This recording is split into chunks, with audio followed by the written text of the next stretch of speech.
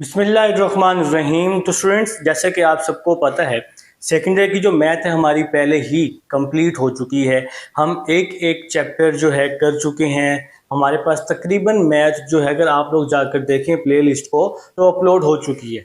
आज से जो अब हम दोबारा से स्टार्ट कर रहे हैं, अब जो अभी हमारे लेक्चर होंगे वो थ्योरी के लिहाज से मोस्ट इंपॉर्टेंट होने वाले हैं। एंट्री टेस्ट में आपके बहुत काम आएंगे, साथ ही आपके एमसीक्यूज भी कवर होंगे इंशाल्लाह, और साथ साथ डेफिनेशंस भी कवर होती जाएंगी। ठीक है, आप प्लेलिस्ट में जाएंगे, आपको इंशाल्लाह तमाम चैप्टर्स मिल जाएंगे, और कुछ बच्चों ने काम स्टार्ट भी किया हुआ है। ठीक है, तो आज हम लोग स्टार्ट कर रहे हैं चैप्टर नंबर 1 को, जिसका नाम है फंक्शन एंड लिमिट्स को। देखिए, एक्सरसाइजेस मैं दोबारा से नहीं करवाने वाला, ये आपके पास पहले ही मेरे पास अपलोड हो चुकी हैं। आप लोगों ने अब जस्ट इसको एंट्री टेस्ट, थ्योरी, एमसीक्यूज के लिहाज से अब आपने ये न्यू लेक्चर्स लाजमी देखने हैं, आपको बहुत फ़ायदेमंद होंगे, बहुत काम के लेक्चर्स अब होने वाले हैं। तो हमारे पास जो इसका फर्स्ट टॉपिक है आज फंक्शन का, तो फंक्शन को जो भाई सबसे पहले इंट्रोड्यूस किया था ना, जर्मन मैथमेटिशियन ने इंट्रोड्यूस किया था, जिसका नाम जी लेबनीज है। जो फर्स्ट पेज है ना आपकी बुक का, उसके ऊपर डिटेल में काफ़ी लिखा हुआ है। ठीक है, तो इसको जी ये डिस्क्राइब करता है dependent of one quantity on an other. देखिए, ये जो स्टेटमेंट है, ये जो फर्स्ट पेज है, ये आप रीड कर लेंगे।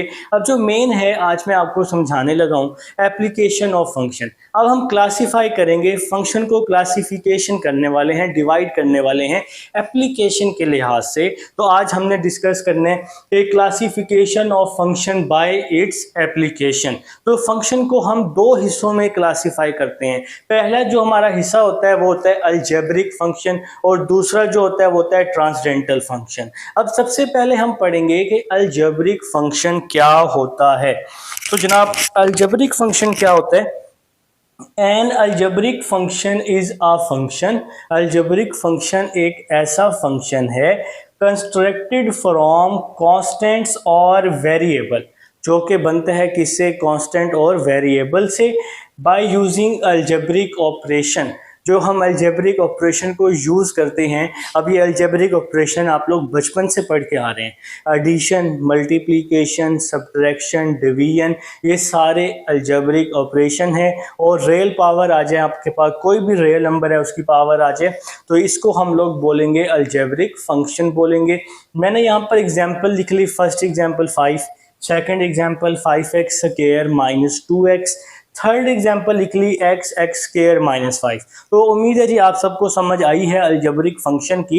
ये एक ऐसा फंक्शन होता है जिसमें आप लोग अलजेब्रिक ऑपरेटर का यूज़ करते हैं, और वो अलजेब्रिक ऑपरेटर कोई भी हो सकते हैं। Addition, multiplication, subtraction, real number की फॉर्म में, उन रियल नंबर्स की पावर भी हो सकती है। ठीक है, अब जो हमारे पास इसकी सेकेंड टाइप है वो है ट्रांसडेंटल फंक्शन। तो ट्रांसडेंटल फंक्शन क्या होते हैं? दीज आर द फंक्शन, ये ऐसे फंक्शन हैं जो अलजेब्रिक नहीं है। ट्रांसडेंटल जो है अलजेब्रिक बिल्कुल नहीं होते। ट्रांसडेंटल ऐसे फंक्शन होते हैं इनमें एक्सपोनेंशियल, ट्रिग्नोमेट्री और लॉगरिथम होता है। ठीक हो गया, तो मैंने यहाँ पे क्या लिखा? These are the functions that are not algebraic, they include trigonometry, exponential and logarithm function. मैंने एग्जांपल बता दी, मैंने ट्रिग्नोमेट्री की एग्जांपल ली, एक्सपोनेंशियल की ली और लॉग की ले ली। ठीक है, अब हमने क्या करना है? अब जो आपके पास ये फर्स्ट टाइप थी, कौन सी फर्स्ट टाइप? Algebraic function. अब अलजेब्रिक फंक्शन की हम टाइप्स चेक करते हैं, हमारे पास अलजेब्रिक फंक्शन की कौन कौन सी टाइप है। सबसे पहले तो आपने याद रखना है, फंक्शन को एप्लीकेशन के लिहाज से हम दो हिस्सों में डिवाइड करते हैं। पहला हिस्सा जो होता है वो होता है जनाब कौन सा? अलजेब्रिक, और दूसरा ट्रांसडेंटल। अलजेब्रिक में क्या होता है? अलजेब्रिक ऑपरेटर्स होते हैं, एडिशन, मल्टीप्लिकेशन, सब्ट्रैक्शन और डिवीजन के। और नेक्स्ट क्या था? ट्रांसडेंटल। ट्रांसडेंटल में क्या होते हैं? Exponential, trigonometry, logarithm.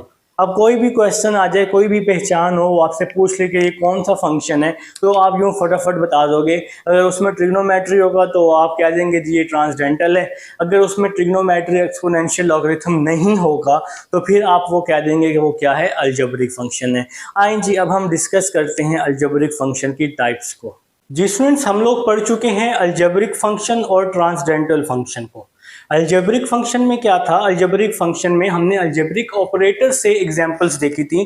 ट्रांसडेंटल की जो एग्जांपल्स हमने देखी वो एक्सपोनेंशियल, ट्रिग्नोमेट्रिक और क्या था, लॉगरिथम।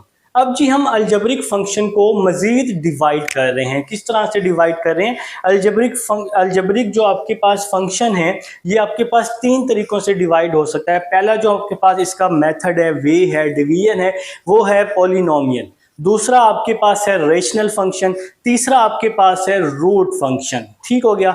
अब जो हमारे पास इसकी फर्स्ट टाइप है पॉलिनोमियल फंक्शन, पॉलिनोमियल फंक्शन को हम मजीद पार्ट्स में डिवाइड करते हैं जिसमें 0 डिग्री आते हैं, first degree, second, third, up to so on. 0 degree को आप लोग कांस्टेंट बोलते हैं, फर्स्ट डिग्री को लीनियर बोलते हैं, लीनियर इक्वेशन, और सेकंड डिग्री को आप लोग क्या बोलते हैं, क्वाड्रेटिक इक्वेशन या क्वाड्रेटिक फंक्शन बोलते हैं। रेशनल फंक्शन की बहुत सारी टाइप्स हैं, आने वाले जो लेक्चर्स हैं उसमें मैं आपको मजीद बता दूंगा। नेक्स्ट जो है हमारे पास इसकी थर्ड टाइप है रूट फंक्शन। रूट फंक्शन को हम मजीद 3 हिस्सों में डिवाइड करते हैं। फर्स्ट है स्क्वायर रूट, फिर है आपके पास क्यूब रूट, फिर फोर्थ रूट, फिर इसी तरह अप टू सो ऑन। एक बार मैं आपको बोर्ड दिखा देता हूं कि मैंने किस तरह से लिखा हुआ है। लेकिन जी हमारे पास अलजेब्रिक फंक्शन है, अलजेब्रिक फंक्शन को हम 3 वेज में डिवाइड कर रहे हैं। किस तरह से? पॉलिनोमियल, रेशनल और रूट। फिर हमने पॉलिनोमियल फंक्शन को 3 मजीद बल्कि इनफिनाइट हिस्सों में हमने डिवाइड किया। 0 डिग्री, 0 डिग्री को आप बोल सकते हैं non zero constant function. First degree को आप बोलते हैं लीनियर इक्वेशन। फिर है सेकंड डिग्री को आप बोलते हैं quadratic function, up to so on till nth degree polynomial function. मैंने आपको बताया कि रेशनल फंक्शन को आने वाले लेक्चर्स में हम डिवाइड, बल्कि इसको पढ़ लेंगे, आने वाले लेक्चर्स में इसको मजीद मैं आपको समझा दूंगा, अभी इसकी फिलहाल ज़रूरत नहीं है। रूट फंक्शन क्या है? Square root function, cube root function, up to so on nth root function, इसकी मजीद क्लासिफिकेशन है। अब हम लोग सबसे पहले डिस्कस कर लेते हैं कि भाई पॉलिनोमियल फंक्शन क्या है। इसके बाद मैं आपको रेशनल फंक्शन का बताऊंगा, फिर मैं आपको रूट फंक्शन का बताऊंगा। आपने ये जो लेक्चर हमारे अब चल रहे हैं ना, ये बहुत इंपॉर्टेंट लेक्चर्स होने वाले हैं। आपने बहुत अच्छे से पढ़ना है इन लेक्चर्स को। एंट्री टेस्ट में एमसीक्यूज, डेफिनेशन, इंशाल्लाह हर चीज़ कवर होगी। चैप्टर्स वाइज, एक्सरसाइज वाइज मैं पहले ही आपको काफ़ी चीज़ें बता चुका हूँ, आप लोग प्लेलिस्ट में देखें। आइए जी हम टाइम नहीं वेस्ट करते, हम लोग सबसे पहले पॉलिनोमियल फंक्शन को डिस्कस करते हैं। जी स्टूडेंट्स, अब नेक्स्ट है हमारे पास पॉलिनोमियल फंक्शन। देखें जी, इससे पहले मैं आपको बता चुका हूं कि ये पॉलिनोमियल फंक्शन अलजेब्रिक फंक्शन की टाइप है। ये जो हम पढ़ रहे हैं ये सब फंक्शन की टाइप ही हैं। तो अब जी पॉलिनोमियल फंक्शन क्या होता है? The function P of the form, P यहाँ पर किसको रिप्रेजेंट कर रहा है?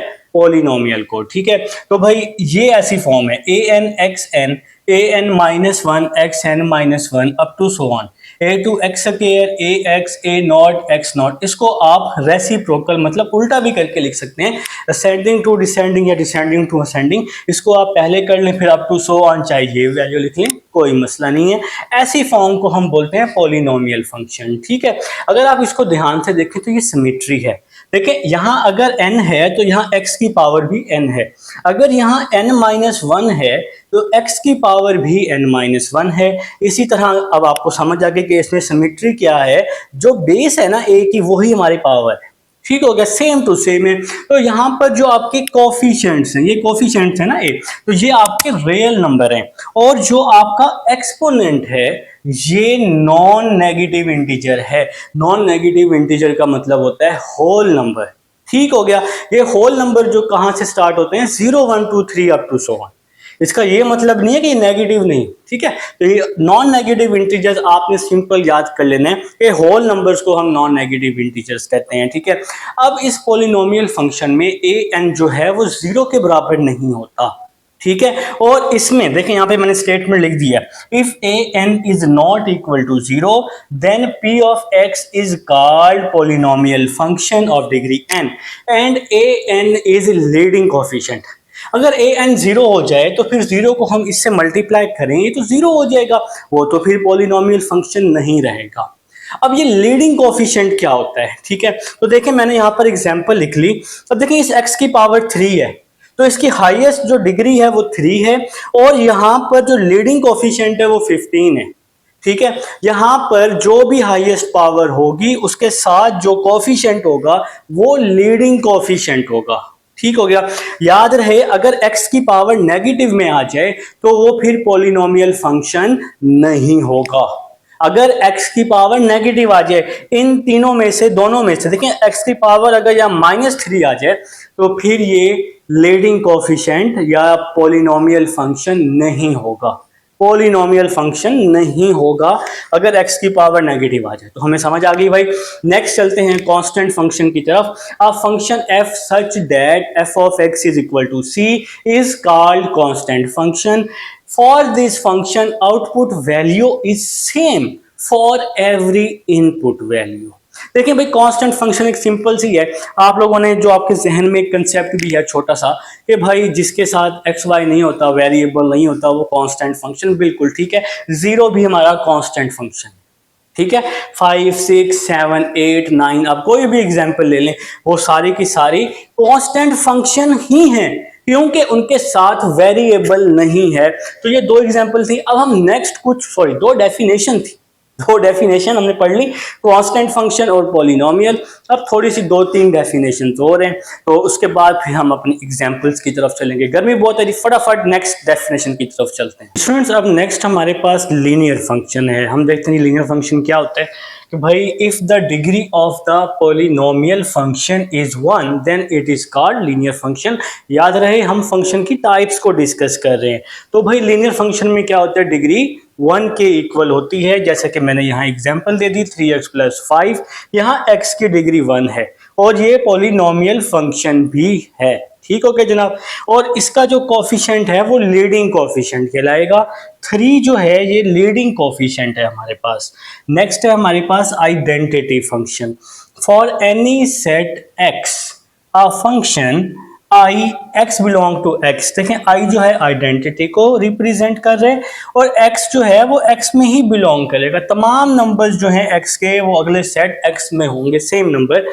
Of the form i x is equal to x for all x belongs to x is called an identity function. Its domain and range is the set x itself. तो भाई हम identity को इस तरह समझ सकते हैं। देखें दो सेट हैं, ये दोनों सेम है। या आप शीशे में देखेंगे ना तो आप अपने आप को ही देखेंगे ना, किसी और को तो नहीं देखेंगे। तो भाई सेम नंबर्स सेम एलिमेंट्स क्या कहलाएगा, आइडेंटिटी कहलाएगा, आइडेंटिटी फंक्शन कहलाएगा। नेक्स्ट है हमारे पास rational function. A function R X, R जो है वो रेशनल को रिप्रेजेंट कर रहा है of the form P X over Q X. भाई where both P X and Q X are polynomial function and Q of X is not equal to 0 is called rational function. देखें जी, आप rational को पहले भी discuss कर चुके हैं, 8th क्लास से पढ़ रहे हैं।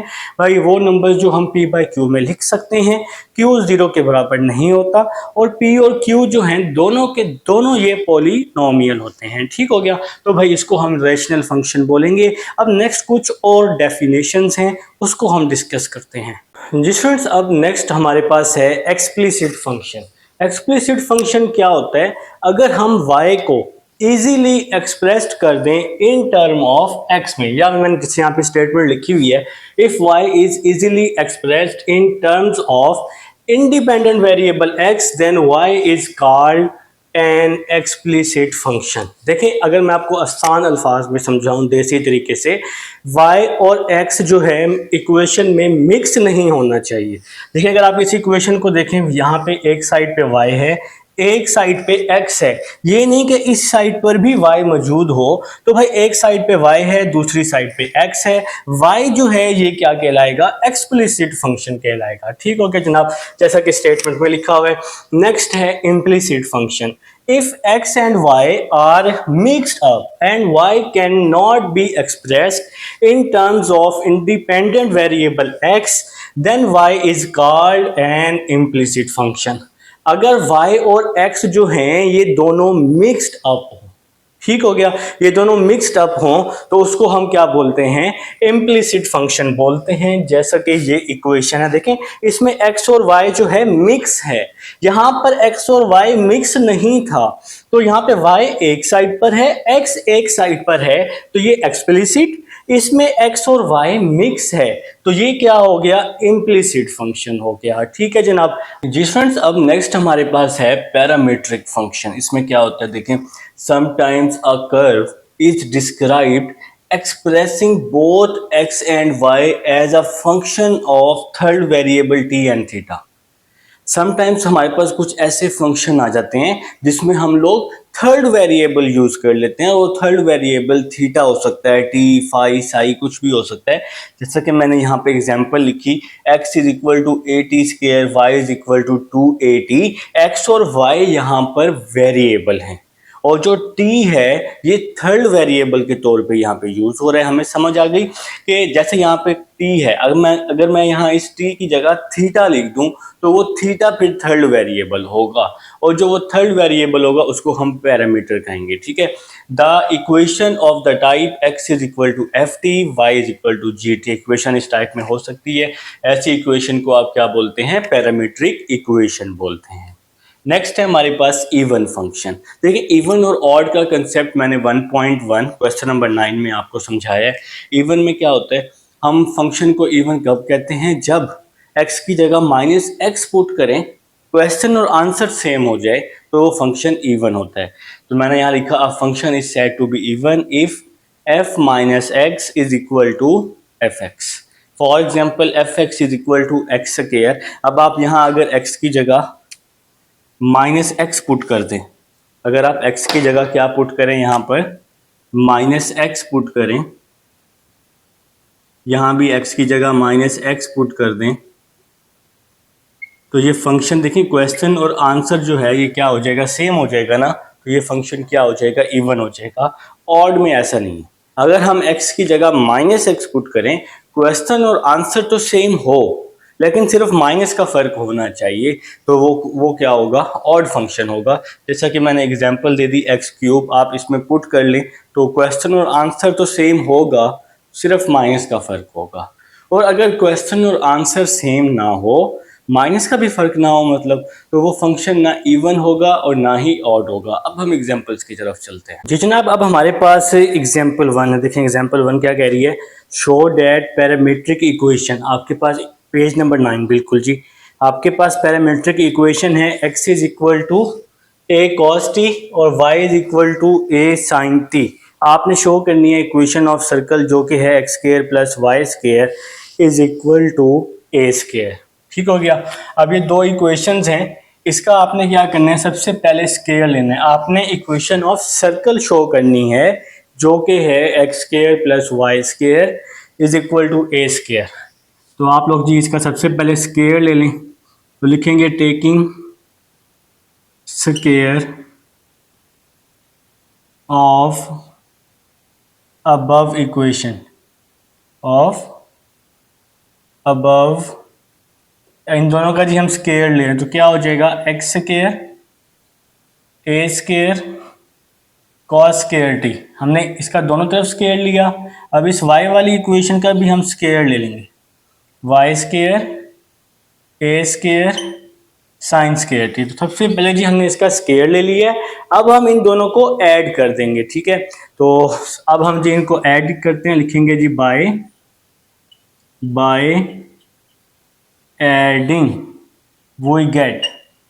तो ऐड करने से जी हमें क्या मिलेगा, देखें लेफ्ट को लेफ्ट में ऐड करेंगे तो क्या आएगा, X square plus Y square. इन दोनों को हमने ऐड किया और इन दोनों को ऐड कर देंगे, A square cos square T और साथ में इसको ऐड करेंगे A square sine square T. तो यहाँ पे आ जाएगा जी X square plus Y square, दोनों में से ए स्क्वायर कॉमन, तो क्या आ जाएगा cos square T plus sine square T. इन दोनों में से ए स्क्वायर कॉमन, तो cos square plus sine square किसके इक्वल होता है, cos square plus sine square 1 के इक्वल होता है।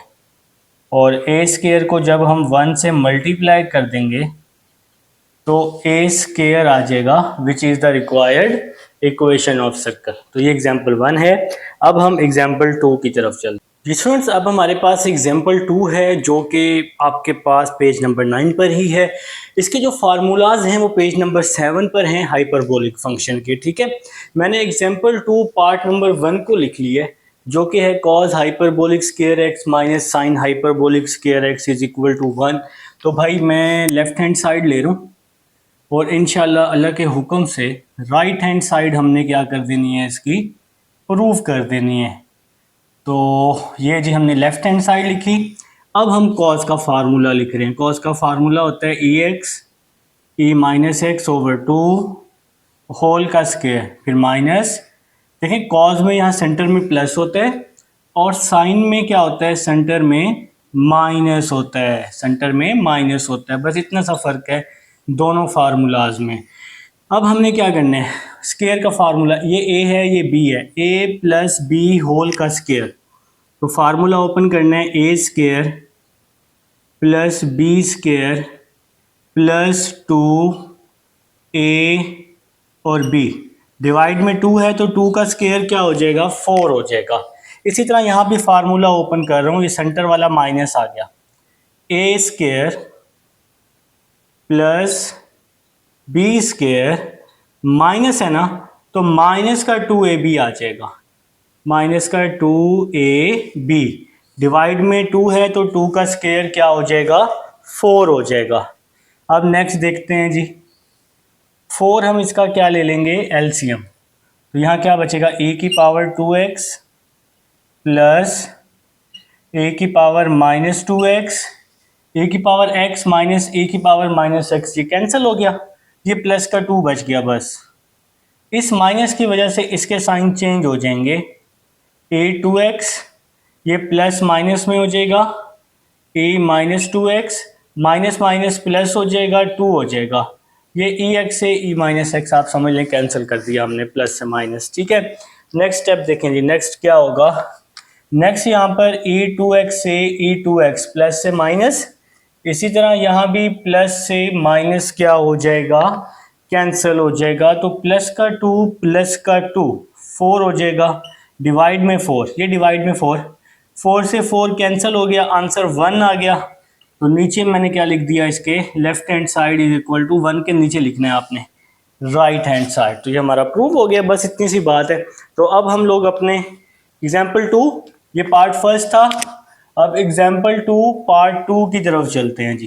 पार्ट 2 की तरफ जो कि है cos hyperbolic square x, part 2 cos hyperbolic square x plus sine hyperbolic square x is equal to cos hyperbolic 2x आ जाएगा।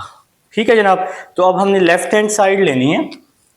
Left hand side, left hand side है cos hyperbolic square x plus sine hyperbolic square X. तो cos का formula हम लोग लिख लेते हैं, कॉस का formula E X plus E minus X divide में 2, कॉस में प्लस आता है और यहाँ स्क्वायर आ जाएगा ना, और साइन में क्या आता है, माइनस आता है, ई एक्स माइनस ई माइनस एक्स ओवर 2, कॉस में प्लस आता है और साइन में माइनस आता है, बस इतना याद रख लो। इसके बाद ये फार्मूला ओपन किया, ए प्लस बी होल का square, A square plus B square plus 2ab, 2 का स्क्वायर क्या हो गया, 2 का स्क्वायर 4 हो गया। स्क्वायर ये होल का है ना, इसलिए हमने दोनों का स्क्वायर लेने, ये प्लस आ जाएगा।